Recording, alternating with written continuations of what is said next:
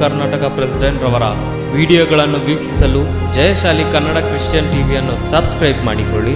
ನೋಟಿಫಿಕೇಶನ್ಗಾಗಿ bell icon ಅನ್ನು press ಮಾಡಿ. ಪ್ರತಿ ವಿಡಿಯೋಗಳನ್ನು ಕೊನೆ ತನಕ ವೀಕ್ಷಿಸಿ ಆತ್ಮಗಳನ್ನು ಕಾಪಾಡುವ ದೈವ ಜ್ಞಾನವನ್ನು ಕಲಿತುಕೊಳ್ಳಿ. ದೇವರ ಪ್ರೀತಿಯನ್ನ ಅನೇಕರಿಗೆ ತಿಳಿಸಿ. ನನ್ನ ಹೃದಯಪೂರ್ವಕದಿಂದ ವಂದನೆಗಳನ್ನು ತಿಳಿಸ್ತಾ ಇದ್ದೀನಿ. ಪ್ರಿಯರಾದ ದೇವರ ಮಕ್ಕಳಿರೇ, ಈ ದಿನ ತಂದೆಯಾದ ದೇವರು ನಿಮ್ಮೊಟ್ಟಿಗೆ ಮಾತನಾಡಲಿಕ್ಕೆ ಅವಕಾಶವನ್ನು ಕಲ್ಪಿಸಿಕೊಟ್ಟಿದ್ದಾರೆ. ನಿಮ್ಮ ಮಧ್ಯದಲ್ಲಿ ಬರಬೇಕಾದರೆ ದೇವರ ಕೃಪೆ, ದೇವರ ಆಶೀರ್ವಾದ. ದೇವರ ಕೃಪೆ ಇಲ್ಲದೆ ಪ್ರಯಾಣ ಮಾಡಲಿಕ್ಕೂ ಆಗೋದಿಲ್ಲ, ಮಾತನಾಡೋದಕ್ಕೂ ಕೂಡ ಆಗೋದಿಲ್ಲ. ಈ ದೇವರ ಆತ್ಮಿಕವಾದಂಥ ಜ್ಞಾನವನ್ನು ತಿಳ್ಕೊಳ್ಬೇಕಾದ್ರೆ ಮೊದಲನೇದಾಗಿ ದೇವರ ಮೇಲೆ ನಮಗೆ ಪ್ರೀತಿ ಅನ್ನೋದು ಇರಬೇಕು. ಪ್ರೀತಿ ಭಕ್ತಿ ಇದ್ದಾಗ ಅನೇಕ ವಿಷಯಗಳು ನಮ್ಗೆ ಗೊತ್ತಾಗುತ್ತೆ. ಎಲ್ಲರೂ ಕೂಡ ಗಮನಿಸಬೇಕು, ಆತ್ಮವನ್ನು ಕಾಪಾಡಿಕೊಳ್ಳೋದಕ್ಕೆ ಯಾರು ಕಷ್ಟಪಡ್ತಾ ಇದ್ದಾರೆ ಅಂದರೆ ಬಹಳ ಕಡಿಮೆ. ಭೌತಿಕವಾದಂಥ ವಿಷಯವನ್ನು ಕುರಿತು ಒಂದು ಸಾರಿ ಆಲೋಚನೆ ಮಾಡುವಾಗ ದೇವರು ಎಲ್ಲವನ್ನು ಕೊಟ್ಟಿದ್ದಾರೆ, ಹೌದಲ್ವಾ? ದೇವರು ಏನಾದರೂ ಕೊಡೋ ವಿಷಯದಲ್ಲಿ ಮರ್ತಿದ್ದಾರಂದರೆ ಏನಿಲ್ಲ. ಏನು ಬೇಕು ನಮಗೆ ಈ ಲೋಕದಲ್ಲಿ? ಆಹಾರ ಪದಾರ್ಥಗಳು ಬೇಕಾ? ಎಲ್ಲ ಇದೆ. ಸಂಪಾದನೆ ಮಾಡ್ಕೋಬೇಕಾ? ಕಷ್ಟಪಟ್ಟರೆ ಸಂಪಾದನೆ ಮಾಡ್ಕೊಳ್ತೀವಿ, ಹೌದಲ್ವಾ? ಬೆಳ್ಳಿ ಇದೆ, ಬಂಗಾರ ಇದೆ, ವಜ್ರಗಳಿದೆ, ಏನು ಬೇಕಾದರೂ ಕೂಡ ಕಷ್ಟಪಟ್ಟರೆ ಸಂಪಾದನೆ ಮಾಡ್ತೀವಿ. ಸಂಪಾದನೆ ಮಾಡಿಕೊಳ್ಳುವಂಥ ಒಂದು ಶಕ್ತಿ ದೇವರು ನಮ್ಗೆ ಕೊಟ್ಟಿದ್ದಾರೆ. ದೇವರು ಭೌತಿಕವಾಗಿ ನೋಡುವಾಗ ಎಲ್ಲವನ್ನು ಕೂಡ ಅನುಗ್ರಹಿಸಿದ್ದಾರೆ. ಆ ಎಲ್ಲವನ್ನು ಉಂಟು ಮಾಡಬೇಕಾದರೆ ದೇವರು ಅನೇಕ ವರ್ಷಗಳನ್ನು ಸಮಯವನ್ನು ತೆಗೆದುಕೊಂಡು ಉಂಟು ಮಾಡಿದ್ದಾರೆ. ಕೋಟ್ಯಾನುಕೋಟಿ ವರ್ಷಗಳನ್ನು ಸಮಯವನ್ನು ತೆಗೆದುಕೊಂಡು ಉಂಟು ಮಾಡಿದ್ದಾರೆ. ಉಂಟು ಮಾಡಿರುವಂಥ ಪ್ರತಿಯೊಂದು ಪದಾರ್ಥಗಳು ಟೋಟಲ್ ಮನುಷ್ಯನಿಗೆ ಉಪಯೋಗವಾಗ್ತಾಯಿವೆ, ಎಲ್ಲ ಇದೆ. ಆದರೆ ಮನುಷ್ಯನು ಆತ್ಮಿಕ ರೀತಿಯಲ್ಲಿ ಯೋಚನೆ ಮಾಡ್ತಾ ಇಲ್ಲ.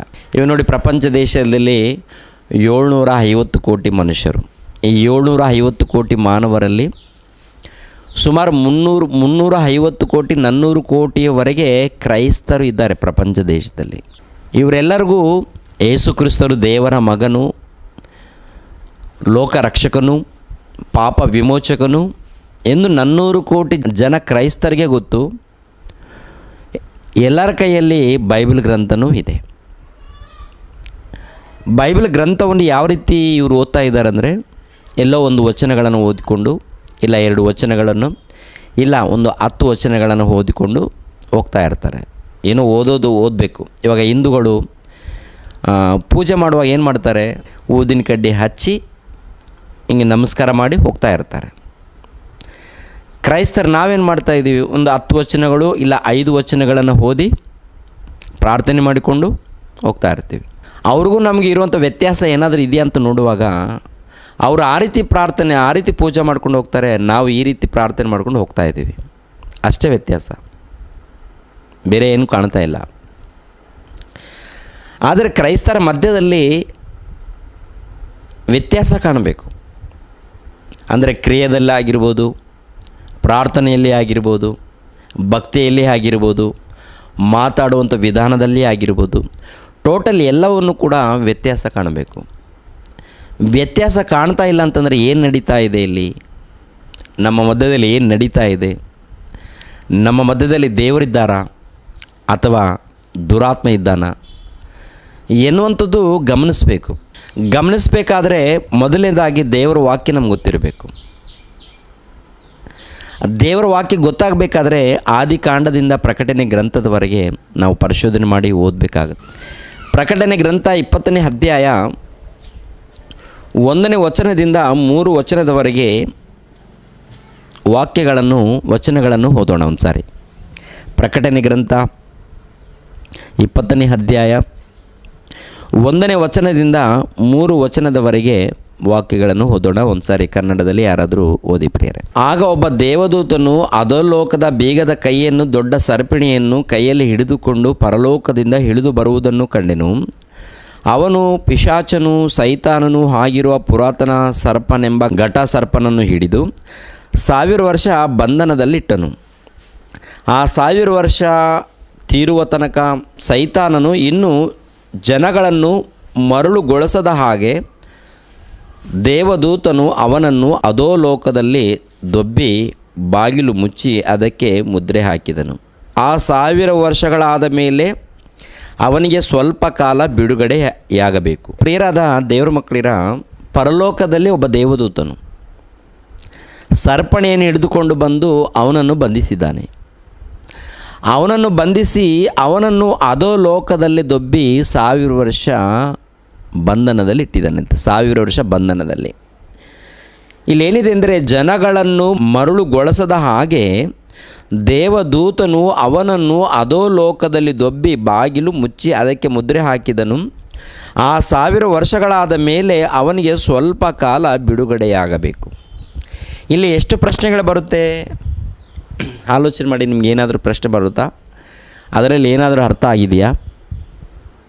ಎಷ್ಟು ಸಾರಿ ನಾವು ಓದ್ತಾ ಇರ್ತೀವಿ ಇಂದು ಪ್ರಕಟಣೆ ಗ್ರಂಥದಲ್ಲಿ. ಕೆಲವರಿಗೆ ಅರ್ಥ ಆಗಲ್ಲ. ಅರ್ಥ ಆಗದಿದ್ದಾಗ ಅದ್ರ ತಂಟೆಗೆ ಬಾರದೇ ಇರುವಂಥ ಕ್ರೈಸ್ತವರು ಇದ್ದಾರೆ. ಇನ್ನು ಕೆಲವರು ಏನು ಮಾಡಿದ್ದಾರೆ ಅಂದರೆ, ಇದು ಯಾರಿಗೂ ಅರ್ಥ ಆಗಲ್ಲ ಅಂತ ಹೇಳಿ ಇದು ರಹಸ್ಯವಾಗಿದೆ ಅಂತ ನಾನು ಹೇಳ್ತೀನಿ ಅಂತ ಹೇಳಿ ಇವರು ಏನು ಹೇಳ್ತಾರೆ, ಕಲ್ಪನೆ ಕಥೆಗಳನ್ನು ಹೇಳಿ ನಮ್ಮನ್ನು ಮರುಳು ಮಾಡ್ತಾ ಇದ್ದಾರೆ. ಈ ವಚನಗಳನ್ನು ಓದಿದ ನಂತರ ಏನು ಪ್ರಪಂಚಕ್ಕೆ ಪರಿಚಯ ಮಾಡಿದ್ದಾರೆ? ಭವಿಷ್ಯತ್ತಲ್ಲಿ ಆಗುತ್ತೆ ಎಂದು ಪರಿಚಯ ಮಾಡಿದ್ದಾರಾ? ಭವಿಷ್ಯತ್ತಲ್ಲಿ ಹೋಗಿದೆ ಎಂದು ಪರಿಚಯ ಮಾಡಿದ್ದಾರಾ? ಭವಿಷ್ಯತ್ತಲ್ಲಿ ಆಗುತ್ತೆ ಎಂದು ಪರಿಚಯ ಮಾಡಿದ್ದಾರಾ? ಅವನನ್ನು ಏನ್ರಿ ದೊಬ್ಬಿ ಬಾಗಿಲು ಮುಚ್ಚಿ ಅದಕ್ಕೆ ಮುದ್ರೆ ಹಾಕಿದನು. ಆ 1000 ವರ್ಷಗಳ ಆದ ಮೇಲೆ ಅವನಿಗೆ ಸ್ವಲ್ಪ ಕಾಲ ಬಿಡುಗಡೆಯಾಗಬೇಕು. ಇದರಲ್ಲಿ ಏನು ಪರಿಚಯ ಮಾಡಿದ್ದಾರೆ ಪ್ರಪಂಚಕ್ಕೆ? ಭವಿಷ್ಯದಲ್ಲಿ ಇದು ಆಗುತ್ತೆ. ಏನ್ರಿ, ಸೈತಾನನು ಇನ್ನೂ ಜನಗಳನ್ನು ಮರುಳುಗೊಳಿಸದ ಹಾಗೆ ದೇವದೂತನು ಅವನನ್ನು ಅಧೋಲೋಕದಲ್ಲಿ ದೊಬ್ಬಿ ಬಾಗಿಲು ಮುಚ್ಚಿ, ಜನಗಳನ್ನು ಮರುಳುಗೊಳಿಸದ ಹಾಗೆ ಅಂತ ಒಂದು ಮಾತಿರುತ್ತೆ. ಜನಗಳನ್ನು ಮರುಳುಗೊಳಿಸದ ಹಾಗೆ ಅವನನ್ನು ದೊಬ್ಬಿ ಬಾಗಿಲು ಮುಚ್ಚಿದ್ದಾನಂದರೆ ಏನನ್ನಿಸ್ತಾ ಇದೆ? ಜನಗಳು ಇರುವಂಥ ಕಾಲದಲ್ಲಿ ಅವನನ್ನು ದೊಬ್ಬಿ ಬಾಗಿಲು ಮುಚ್ಚಿದ್ದಾನೆ ಎಂದು ಅರ್ಥ ಆಗ್ತಾ ಇದೆ. ಇದು ಭವಿಷ್ಯದಲ್ಲಿ ಆಗುತ್ತಾ ಅಥವಾ ನಡೆದೋಗಿದೆಯಾ? ಆನಂತರ ಸ್ವಲ್ಪ ಕಾಲ ಬಿಡುಗಡೆ ಆಗಬೇಕಂತಿರುತ್ತೆ. ಸ್ವಲ್ಪ ಕಾಲ ಯಾವಾಗ ಬಿಡುಗಡೆ ಆಗುತ್ತೆ? ಬಿಡುಗಡೆ ಆಗಿದ್ದಾನ, ಆಗುತ್ತಾನ, ಇಲ್ಲ ಬಂಧಿಸಲ್ಪಡ್ತಾನ? ಒಂದು ವೇಳೆ ಬಂಧಿಸಲ್ಪಟ್ಟರೆ ಯಾವಾಗ ಬಂಧಿಸಲ್ಪಡ್ತಾನೆ? ಬಂಧನದಲ್ಲಿ ಇದ್ದಾನ ಇಲ್ವಾ? ಇದೆಲ್ಲ ಹೆಂಗಿರುತ್ತೆ? ಇಲ್ಲಿ ಎಲ್ಲ ಗೊಂದಲ ತಾನೇ, ಕನ್ಫ್ಯೂಸ್ ಆಗುತ್ತೆ.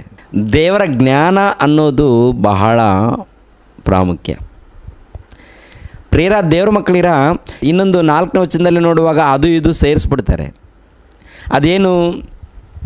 ತರುವಾಯ ಸಿಂಹಾಸನಗಳನ್ನು ಕಂಡೆನು, ಅವುಗಳ ಮೇಲೆ ಜನರು ಕೂತಿದ್ದರು, ನ್ಯಾಯ ತೀರಿಸುವ ಅಧಿಕಾರವು ಅವರಿಗೆ ಕೊಡಲ್ಪಟ್ಟಿತು. ಇದಲ್ಲದೆ ಯೇಸುವಿನ ವಿಷಯವಾದ ಸಾಕ್ಷಿಯ ನಿಮಿತ್ತವಾಗಿಯೂ ದೇವರ ವಾಕ್ಯದ ನಿಮಿತ್ತವಾಗಿಯೂ ತಲೆ ವಹಿಸಿಕೊಂಡವರ ಆತ್ಮಗಳನ್ನು ಮೃಗಕ್ಕೂ ಅದರ ವಿಗ್ರಹಕ್ಕೂ ನಮಸ್ಕರಿಸದೆ ತಮ್ಮ ಹಣೆಯ ಮೇಲೆ ಮತ್ತು ಕೈ ಮೇಲೆ ಗುರುತು ಹಾಕಿಸಿಕೊಳ್ಳದೆ ಇರುವವರನ್ನು ಕಂಡೆನು. ಅವರು ಜೀವಿತರಾಗಿ ಎದ್ದು 1000 ವರ್ಷ ಕ್ರಿಸ್ತನೊಂದಿಗೆ ಆಳಿದರು. ಮಿಕ್ಕ ಸತ್ತವರು ಆ 1000 ವರ್ಷ ತೀರುವ ತನಕ ಜೀವಿತರಾಗಿ ಏಳಲಿಲ್ಲ. ಇದೇ ಪ್ರಥಮ ಪುನರುತ್ಥಾನವು. ಪ್ರಥಮ ಪುನರುತ್ಥಾನದಲ್ಲಿ ಸೇರಿರುವವರು ಧನ್ಯರು, ಪರಿಶುದ್ಧರೂ ಆಗಿದ್ದಾರೆ. ಇಂಥವರ ಮೇಲೆ 2ನೇ ಮರಣಕ್ಕೆ ಅಧಿಕಾರ ಇಲ್ಲ. ಪ್ರಿಯರ ದೇವ್ರ ಮಕ್ಕಳಿರ, ಇಲ್ಲಿ ಗಮನಿಸ್ಬೇಕು, ನಾವೆಲ್ಲರೂ ಗಮನಿಸಿದಾಗ ಅರ್ಥ ಆಗುತ್ತೆ. ಇಲ್ಲಿ ಕೆಳಗಡೆ ಕ್ರಿಸ್ತನ ರಾಜ್ಯ ಪರಿಪಾಲನೆ 1000 ವರ್ಷ ರಾಜ್ಯ ಪರಿಪಾಲನೆ ಇರುತ್ತೆ. ಕ್ರಿಸ್ತನ ರಾಜ್ಯ ಪರಿಪಾಲನೆ ನಡೆಯುವಂಥ ಸಮಯದಲ್ಲಿ ಅವನನ್ನು ಬಂಧಿಸ್ತಾರೆ ಅಂತ ಇನ್ನು ಕೆಲವರು ಏನಪ್ಪ ಅಂದರೆ, ಯೇಸು ಕ್ರಿಸ್ತನ ರಾಜ್ಯ ಪರಿಪಾಲನೆ ಪ್ರಾರಂಭವಾಗುತ್ತೆ. ರಾಜ್ಯ ಪರಿಪಾಲನೆ ಪ್ರಾರಂಭವಾಗೋದಕ್ಕಿಂತ ಮೊದಲು ಸೈತಾನನನ್ನು ಬಂಧಿಸ್ತಾರೆ, ದೇವರು ಬಂಧಿಸ್ತಾರೆ. ಆ 1000 ವರ್ಷಗಳ ಆದ ನಂತರ ಅವನಿಗೆ ಸ್ವಲ್ಪ ಬಿಡುಗಡೆ ಆಗುತ್ತೆ. ಅಂದರೆ ಯೇಸು ಕ್ರಿಸ್ತನ 1000 ವರ್ಷ ಪರಿಪಾಲನೆ ಮುಗಿದ ನಂತರ ಅವನನ್ನು ಬಿಡುಗಡೆ ಮಾಡ್ತಾರೆ ಅಂತ. 20ನೇ ಅಧ್ಯಾಯ 1ನೇ ವಚನದಿಂದ ನೋಡ್ಕೊಂಡು ಹೋದರೆ ಅಲ್ಲಿ ಏನು ಬರೆಯಲ್ಪಟ್ಟಿದೆಯೋ ಇವರು ಕಲ್ಪನೆ ಮಾಡ್ಕೊಂಡು ಏನು ಹೇಳಿದ್ದಾರೆ ಅಂತಂದರೆ, ಯೇಸು ಕ್ರಿಸ್ತನ 1000 ವರ್ಷ ಪರಿಪಾಲನೆ ಮುಗಿದ ನಂತರ ಅವನನ್ನು ಬಿಡುಗಡೆ ಮಾಡ್ತಾರಂತೆ. ಅದು ಕೂಡ ಎಲ್ಲಿರುತ್ತೆ ಅಂದರೆ ಕೆಳಗಡೆ 7ನೇ ವಚನದಲ್ಲಿ ಇರುತ್ತೆ. ಕೆಳಗಡೆ 7ನೇ ವಚನ, 7ನೇ ವಚನದಲ್ಲಿ ಕೆಳಗಡೆ, ಆ 1000 ವರ್ಷಗಳು ತೀರಿದ ಮೇಲೆ ಸೈತಾನನಿಗೆ ಸೆರೆಯಿಂದ ಬಿಡುಗಡೆಯಾಗುವುದು. ಅವನು ಹೊರಗೆ ಬಂದು ಭೂಮಿಯ 4 ದಿಕ್ಕುಗಳಲ್ಲಿರುವ ಗೋಗು ಮಾಗೋಗು ಎಂಬ ಮಹಾ ಜನಾಂಗಗಳನ್ನು ಮರಳುಗೊಳಿಸಿ ಅವರನ್ನು ಯುದ್ಧಕ್ಕೆ ಕೂಡಿಸುವರು ಅಂತ ಇರುತ್ತೆ. ಇಲ್ಲಿ ಗೋಗು ಮಾಗೋಗರವರನ್ನು ಕೂಡಿಸ್ತಾರೆ, ಕೂಡಿಸಿದ ನಂತರ ಯುದ್ಧ ನಡೆಯುತ್ತೆ. ಇದು ಯಾವಾಗ ಪ್ರಾರಂಭವಾಗುತ್ತೆ ಅಂತ ಇವರು ಹೇಳ್ತಾರೆ ಅಂದರೆ, ಕ್ರಿಸ್ತನ 1000 ವರ್ಷ ಪರಿಪಾಲನೆ ಆದ ನಂತರ, ಆನಂತರ ಸೈತಾನಿಗೆ ಬಿಡುಗಡೆಯಾಗುತ್ತೆ. ಬಿಡುಗಡೆಯಾದ ನಂತರ ಆವಾಗ 7ನೇ ವಚನದಲ್ಲಿ ಗೋಗು ಮಾಗೋಗು ಎಂಬ ಜನಾಂಗದವರನ್ನು ಮರಳುಗೊಳಿಸಿ ಅವರನ್ನು ಯುದ್ಧಕ್ಕೆ ಕೂಡಿಸುವರು. ಅವರ ಸಂಖ್ಯೆಯು ಸಮುದ್ರದ ಮರಳಿನಷ್ಟಿರುವುದು. ಅವರು ದೇಶದಲ್ಲೆಲ್ಲ ಹರಡಿಕೊಂಡು ದೇವಜನರ ದಂಡಿಗೂ ನಮ್ಮ ಪ್ರಿಯ ಪಟ್ಟಣಕ್ಕೂ ಮುತ್ತಿಗೆ ಹಾಕಿದರು ಎನ್ನುವುದು ಇರುತ್ತೆ. ಇವಾಗ ಟೋಟಲ್ ನೋಡಿ ಪ್ರಿಯರ ದೇವ್ರ ಮಕ್ಕಳಿರ, 20ನೇ ಅಧ್ಯಾಯದಿಂದ ನಾವು ಎಷ್ಟನೇ ವಚನ ತನಕ ನೋಡಿದ್ದೀವಿ? 8ನೇ ವಚನದವರೆಗೆ ಓದಿದ್ದೀವಿ. 8ನೇ ವಚನದವರೆಗೆ ಹೋಗಿದ್ದೀವಿ. ಈ ವಚನದಲ್ಲಿ ಓದುವಾಗ ಪರಲೋಕದಲ್ಲಿ ಒಬ್ಬ ದೇವದೂತನು ಬರ್ತಾನೆ. ದೇವದೂತನು ಬಂದು ಸೈತಾನನನ್ನು ಬಂಧಿಸಿ ಎಲ್ಲಿಗೆ ಕರ್ಕೊಂಡು ಹೋಗ್ತಾನಂತೆ? ಅಧೋಲೋಕಕ್ಕೆ ಕರ್ಕೊಂಡು ಹೋಗ್ತಾನೆ.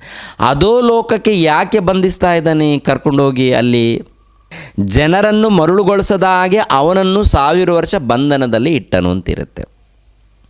ಆ 1000 ವರ್ಷ ತೀರಿದ ನಂತರ ಸ್ವಲ್ಪ ಕಾಲ ಅವನಿಗೆ ಬಿಡುಗಡೆ ಆಗಬೇಕಂತಿರುತ್ತೆ.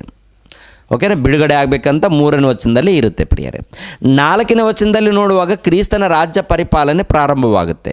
ಈ ಕ್ರಿಸ್ತನ ರಾಜ್ಯ ಪರಿಪಾಲನೆ ಪ್ರಾರಂಭವಾದಾಗ ಕೆಳಗಡೆ ವಚನ ತನಕ ನೋಡುವಾಗ ಪ್ರಿಯರ ದೇವ್ರ ಮಕ್ಕಳಿರ, ಈ ಕ್ರಿಸ್ತನ ರಾಜ್ಯ ಪರಿಪಾಲನೆ ಪ್ರಾರಂಭವಾಗಿ ಆನಂತರ ಮುಗಿದೋದ ನಂತರ 7ನೇ ವಚನದಲ್ಲಿ ಮತ್ತೆ ಸೈತಾನನು ಬಿಡುಗಡೆ ಆಗ್ತಾನೆ ಅನ್ನೋ ರೀತಿಯಲ್ಲಿ ಇಲ್ಲಿ ಬರೆಯಲ್ಪಟ್ಟಿದೆ. ಈ ವಾಕ್ಯಗಳನ್ನು ನಿಮಗೆ ಅರ್ಥ ಆಗುವಂಥ ರೀತಿಯಲ್ಲಿ ನಾನು ಮಾತನಾಡೋದಕ್ಕೆ ನಾನು ಪ್ರಯತ್ನ ಮಾಡ್ತಾಯಿದ್ದೀನಿ. ಯಾಕೆಂದರೆ ಈ ವಚನಗಳನ್ನು ಅರ್ಥ ಮಾಡಿಕೊಳ್ಬೇಕಾದ್ರೆ ನಮಗೆ ಬೈಬಲ್ ಪರಿಜ್ಞಾನ ಎನ್ನುವಂಥದ್ದು ಬಹಳ ಪ್ರಾಮುಖ್ಯವಾದಂಥದ್ದು. ಬೈಬಲ್ ಪರಿಜ್ಞಾನ. ಇವಾಗ ನೋಡಿ ಪ್ರಿಯರಾದ ದೇವ್ರ ಮಕ್ಕಳಿರ, ಕ್ರಿಸ್ತನ ಆಳ್ವಿಕೆಯಲ್ಲಿ ಸೈತಾನನನ್ನು ಬಂಧಿಸಿದ್ರೆ ಇನ್ನು ಆಳ್ವಿಕೆಯಲ್ಲಿರುವಂಥ ಒಂದು ಶ್ರೇಷ್ಠತೆ ಏನಿರುತ್ತೆ? ಪರಿಪಾಲನೆ ನಡಿಬೇಕಾದ್ರೆ ಶತ್ರುಗಳು ಇದ್ರೇ ಪರಿಪಾಲನೆಗೆ ಅರ್ಥ ಇರುತ್ತಾ? ಶತ್ರುಗಳೇ ಇಲ್ಲ ಅಂದರೆ ಪರಿಪಾಲನೆಗೆ ಅರ್ಥ ಇರುತ್ತಾ? ಪರಿಪಾಲನೆ ನಡೀತಾ ಇದೆ, ಆಳ್ವಿಕೆ ನಡೀತಾ ಇದೆ ಅಂತಂದರೆ ಏನ್ರಿ, ಒಳ್ಳೆಯವರು ಇರಬೇಕು, ಕೆಟ್ಟವರು ಇರಬೇಕು. ಎಲ್ಲರೂ ಒಳ್ಳೆಯವರಿದ್ದರೆ ಅರಸನ ಅವಶ್ಯಕತೆ ಇದೆಯಾ? ಎಲ್ಲರೂ ಒಳ್ಳೆಯವರಿದ್ದರೆ ಅರಸನ ಅವಶ್ಯಕತೆ ಇದೆಯಾ ಈ ಲೋಕಕ್ಕೆ? ಎಲ್ಲರೂ ಒಳ್ಳೆಯವರು, ಎಲ್ಲರ ಮನೆಯಲ್ಲಿ ಸಮಾಧಾನ ಇದೆ, ಯಾರ ಮನೆಯಲ್ಲಿ ಗೊಂದಲ ಇಲ್ಲ, ಸಮಸ್ಯೆಗಳು ಇಲ್ಲ. ಯಾಕೆ? ಎಲ್ಲರೂ ಒಳ್ಳೆಯವರಿದ್ದಾರೆ. ಪ್ರಪಂಚ ದೇಶದಲ್ಲಿ ಎಲ್ಲರೂ ಒಳ್ಳೆಯವರಿದ್ದಾಗ ಮೋಸ ನಡೆಯೋದಿಲ್ಲ, ಕೆಟ್ಟದ್ದು ನಡೆಯೋದಿಲ್ಲ, ಅನ್ಯಾಯವಾಗ್ತಾ ಇಲ್ಲ. ಆ ಸಮಯದಲ್ಲಿ ಅರಸರು ಬೇಕಾ ಇವರಿಗೆ? ಆಳ್ವಿಕೆ ನಡಿಬೇಕಾ? ಅವಶ್ಯಕತೆ ಏನಿದೆ? ಆಳ್ವಿಕೆ ನಡೀತಾ ಇದೆ ಅಂದರೆ ಸಮಾಜದಲ್ಲಿ ಒಳ್ಳೆಯವರು ಕೆಟ್ಟವರು ಇದ್ದಾಗ, ಅಲ್ಲಿ ತಪ್ಪು ನಡೆದಾಗ ಆ ಒಂದು ತೀರ್ಪು ಮಾಡಲಿಕ್ಕೆ ಇಲ್ಲ ಪ್ರಜೆಗಳಿಗೆ ಒಳ್ಳೆಯದನ್ನು ಮಾಡಲಿಕ್ಕೆ ಯಾರಿರಬೇಕು? ಒಬ್ಬ ಅಧಿಪತಿ ಇರಬೇಕು. ಇವಾಗ ಕ್ರೈಸ್ತನು 1000 ವರ್ಷ ಪರಿಪಾಲನೆ ಮಾಡುವಾಗ ಅಲ್ಲಿ ಸೈತಾನನ ಇಲ್ಲ, ಅವನನ್ನು ಬಂಧಿಸಿದ್ದಾರೆ ಅಂತ ಕೆಲವರು ಈ ರೀತಿ ಹೇಳ್ಕೊಳ್ತಾ ಇದ್ದಾರಲ್ಲ. ಒಂದು ವೇಳೆ ಸೈತಾನನ ಇಲ್ಲ, ಅವನನ್ನು ಬಂಧಿಸಿದ್ದಾರೆ ಅಂತಂದರೆ ಈ ಆಳ್ವಿಕೆಗೆ ಅರ್ಥ ಇರುತ್ತಾ? ಅರ್ಥ ಇಲ್ಲದ ಆಳ್ವಿಕೆ, ಅರ್ಥ ಇಲ್ಲದ ಪರಿಪಾಲನೆ ಏನ್ರಿ? ಅರ್ಥ ಇಲ್ಲದ ಪರಿಪಾಲನೆ ಆಗುತ್ತೆ ಪ್ರಿಯರಾದ ದೇವರ ಮಕ್ಕಳಿರ. ಆದರೆ 20ನೇ ಅಧ್ಯಾಯ 1ನೇ ವಚನದಿಂದ 7ನೇ ವಚನದವರೆಗೆ ಇರುವಂಥ ಉದ್ದೇಶಗಳು ಏನು ಎನ್ನುವಂಥ ವಿಷಯವನ್ನು ವಾಕ್ಯದ ಮೂಲಕ ನಾವು ಈ ದಿನ ತಿಳ್ಕೊಳ್ಳೋಣ ಪ್ರಿಯರೇ. ಒಂದೊಂದಾಗಿ ವಾಕ್ಯಗಳನ್ನು ಬಿಡಿಸ್ಕೊಂಡು ಬರ್ತೀನಿ. ಇವಾಗ ಮತ್ತೆ ಬರೋಣ ಪ್ರಕಟಣೆ ಗ್ರಂಥ. ಆಗ ಒಬ್ಬ ದೇವದೂತನು ಅಧೋಲೋಕದ ಬೀಗದ ಕೈಯನ್ನು ದೊಡ್ಡ ಸರಪಳಿಯನ್ನು ಕೈಯಲ್ಲಿ ಹಿಡಿದುಕೊಂಡು ಪರಲೋಕದಿಂದ ಇಳಿದು ಬರುವುದನ್ನು ಕಂಡೆನು. ಅವನು ಪಿಶಾಚನು ಸೈತಾನನು ಆಗಿರುವ ಪುರಾತನ ಸರ್ಪನೆಂಬ ಘಟಾಸರ್ಪನನ್ನು ಹಿಡಿದು 1000 ವರ್ಷ ಬಂಧನದಲ್ಲಿ ಇಟ್ಟನು. ಆ 1000 ವರ್ಷ ತೀರುವ ತನಕ ಸೈತಾನನು ಇನ್ನೂ ಜನಗಳನ್ನು ಮರುಳುಗೊಳಿಸದ ಹಾಗೆ ದೇವದೂತನು ಅವನನ್ನು ಅಧೋಲೋಕದಲ್ಲಿ ದೊಬ್ಬಿ ಬಾಗಿಲು ಮುಚ್ಚಿ ಅದಕ್ಕೆ ಮುದ್ರೆ ಹಾಕಿದನು. ಆ 1000 ವರ್ಷಗಳಾದ ಮೇಲೆ ಅವನಿಗೆ ಸ್ವಲ್ಪ ಕಾಲ ಬಿಡುಗಡೆಯಾಗಬೇಕು. ಮೊದಲನೇದಾಗಿ ಈ 3 ವಚನಗಳಲ್ಲಿ ಬರೆಯಲ್ಪಟ್ಟಿರುವಂಥ ಈ 1000 ವರ್ಷದ ಅನ್ನೋ ಕುರಿತು ನಾವು ಪರಿಶೋಧನೆ ಮಾಡಬೇಕಾಗತ್ತೆ. 1000 ಯಾಕೆ 1000